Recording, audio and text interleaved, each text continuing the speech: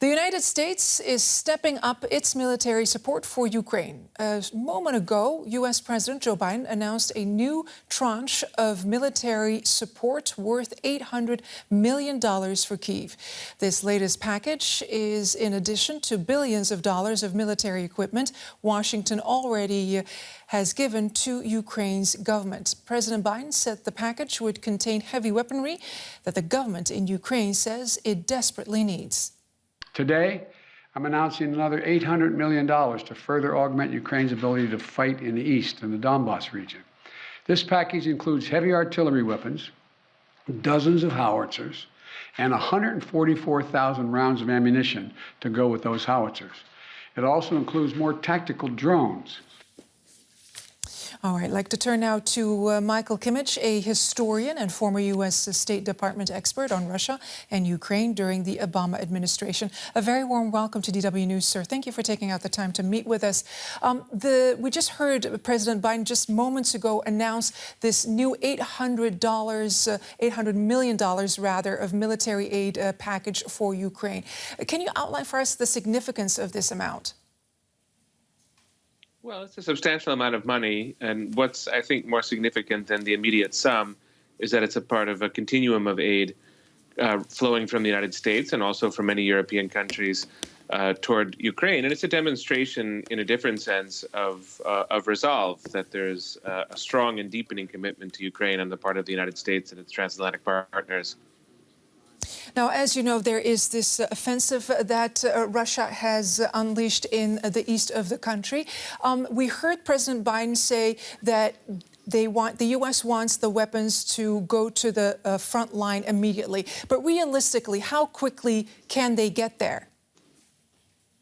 Well, I think it can be really quite quick. I think there's a way in which the outside suppliers, military suppliers of Ukraine, have been learning how to transmit these weapons to the front. And it's not a secret where the Russians are at the moment and where the Russians are going to strike. It's very, very clear. So, I think that the methods are there and the destination is really not ambiguous. So I think it will come very quickly to Ukraine. And speaking about the Ukrainian army, what chance do they have to fend off this offensive? It's truly anybody's guess in terms of the day-to-day military outcomes. They've so far done very, very well in the north, but the terrain is going to be more difficult for them in the south. It's more wide open, and the Russians are changing tactics and will likely be, I think, more successful than they were in the north. But whether they can really overcome Ukraine in the south and the east, I think it's unlikely. And what's your assessment, sir, in terms of this support that the U.S. is providing Ukraine? Is it sustainable? I think it's certainly sustainable. You see enormous will in Congress. That's really where the money is coming from.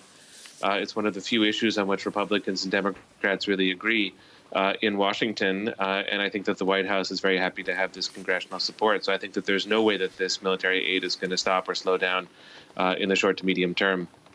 A very striking comment that the president made as well is regarding the U.S. banning Russian-affiliated ships from U.S. ports. How significant is that?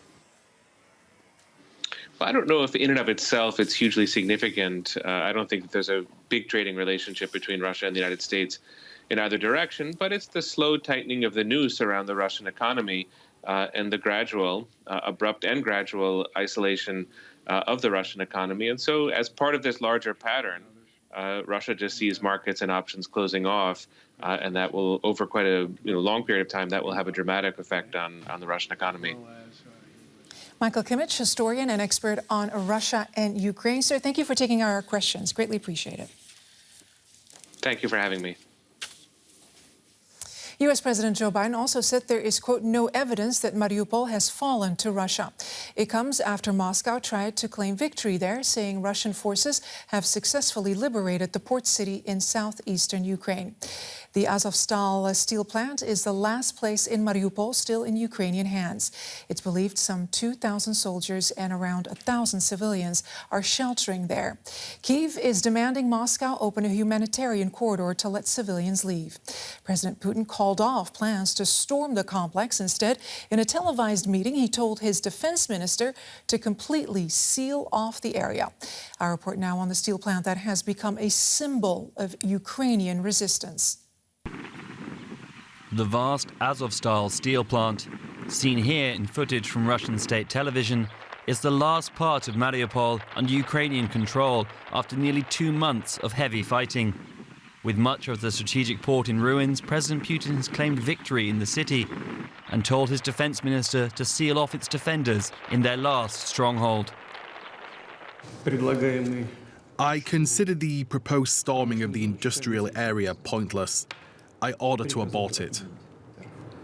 There is no need to climb into these catacombs and crawl underground through these industrial facilities.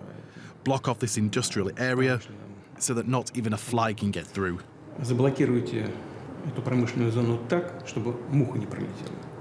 Ukrainian authorities have urged Moscow to open humanitarian corridors to allow those sheltering in the heavily bombarded Azovstal plant to flee. These pictures provided by the plant's defenders show some of the hundreds of civilians said to be sheltering in bunkers below the steelworks. But previous efforts to organize evacuations from Mariupol have had little success. On Wednesday, only 4 buses carrying evacuees managed to leave the city through a humanitarian corridor. Some 100,000 residents are thought to still be living among the ruins. Those now blockaded in the Azovstal steel plant may well face the choice between starvation or surrender. Dr. Aglaya Snetkov is an expert on Russia's foreign and security policy. And I asked her what she thinks is behind President Putin's decision not to storm the steel plant in Mariupol. I mean, I think effectively it's a recognition that to storm it will be very difficult for the Russians and that they would sustain heavy losses and that it will take a long time. So I would go along with sort of Putin's his own assessment that essentially it's not effective for the Russian troops to storm it, lose a lot of manpower, and then actually it is more effective from the point of view of the Russian troops to continue the blockade because the Ukrainians are unable to resupply the troops in the Azov steel plant, and therefore, it will be a matter of time till the blockade effectively creates a situation where the fighters will have to come out. The Russians would like to preserve their troops. They would like to move them to Donbass to link them up with their troops in Luhansk and Donetsk, and therefore, effectively, they're not prepared to lose them over the current blockade of Azovstal. So what happens next now? What does victory look like for the Russians? I think that's a sort of the million-dollar question. We don't know. I think commentators, and I would agree with the assessments, to say that in some ways Putin can turn anything into a victory. The Russian public, although on the whole seems to be supporting the war, they don't seem to have a good idea as to what a victory looks like. And in that respect, I think it is down to Putin and what he wants to see as a victory.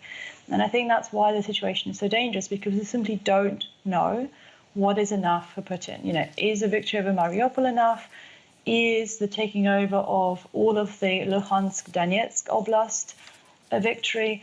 Is it pushing further into the parts of eastern Ukraine? Is it getting a negotiation between himself and Zelensky? We don't know at this stage what is sufficient, and I think that is why it is very dangerous as the situation develops. Dr. Aglaya Snetkov, expert on Russia's foreign and security policy, thank you very much for taking our questions. Thank you for having us.